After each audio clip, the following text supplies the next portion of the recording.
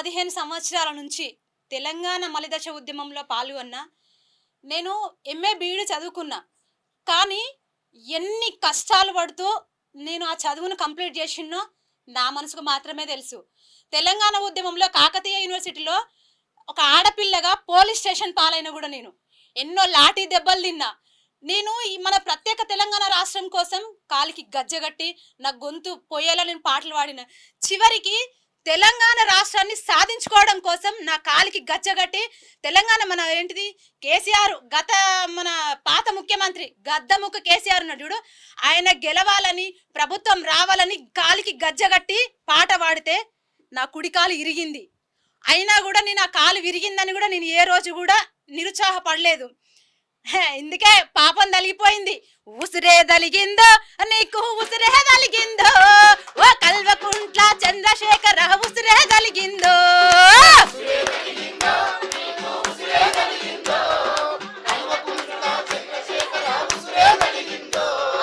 పాపం పండిందో నీకు పాపం పండిందో, మా ఆడబిడ్డల అన్నదమ్ముల పాపం పండిందో.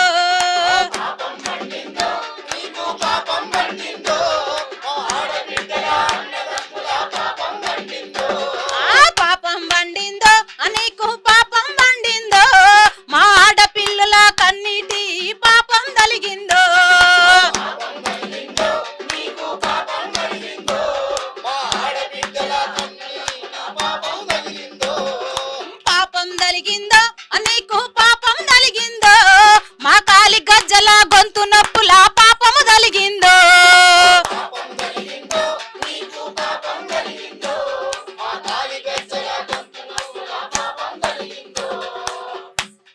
అందుకే కంపల్సరీ మా కళాకారుల, మా అక్క చెల్లెల, మా అన్నదమ్ముల, నిజం చెప్పాలంటే మా అక్క చెల్లెలు అన్నదమ్ములు వాళ్ళ ఫ్యామిలీని వదిలేసి మేము రాత్రనక పగలనక 5 రూపాయల భోజనం తింటూ కూడా మాకు ఉద్యోగాలు కావాలని రోడ్ల మీద పడుకున్న రోజులు ఉన్నాయి. అప్పుడు ఎట్లా తెలుసా, మన పాత ముఖ్యమంత్రి ఎట్లా అంటే ఉద్యమంలో 1000 మంది కళాకారులం పాల్గొన్నాము. కానీ అందులో ఓన్లీ 550 మందికి మాత్రమే ఉద్యోగం ఇచ్చిండు. అది కూడా ఒక ఏంటంటే ఆయన ఒక గాయకుడే. ఆయన ఎమ్మెల్యే గెలిచిండు.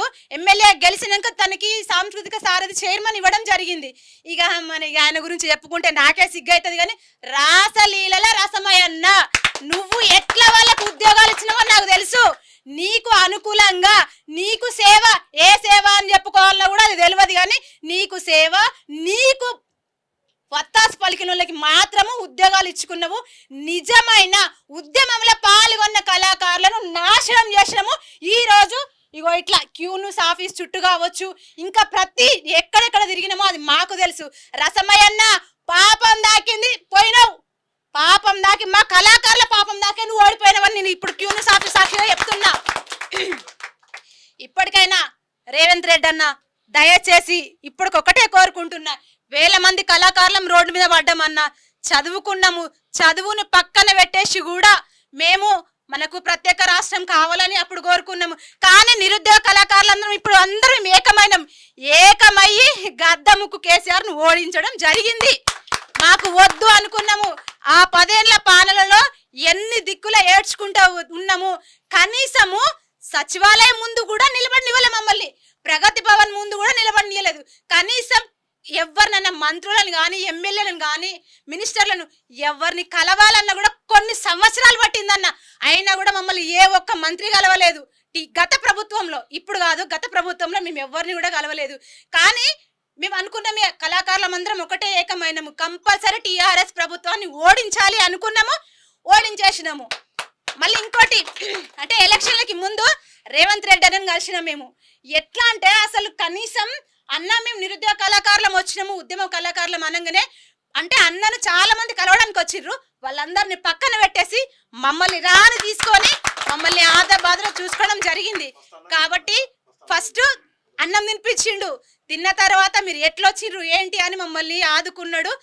చెప్పిండు కంపల్సరీ మన ప్రభుత్వం వస్తే మీ నిరుద్యోగ ఉద్యమ కళాకారులందరికీ న్యాయం జరుగుతుందని చెప్పడం జరిగింది. న్యాయం చేస్తాడు అని మా అందరికీ నమ్మకం ఉన్నదన్న.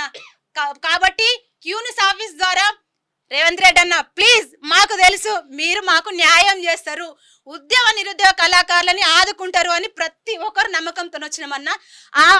అంటే ఏమంటారు, ఆ కోరికను మీరు నెరవేరుస్తారని నేను క్యూ న్యూస్ ఆఫీస్ ద్వారా చెప్పుకుంటున్నాను.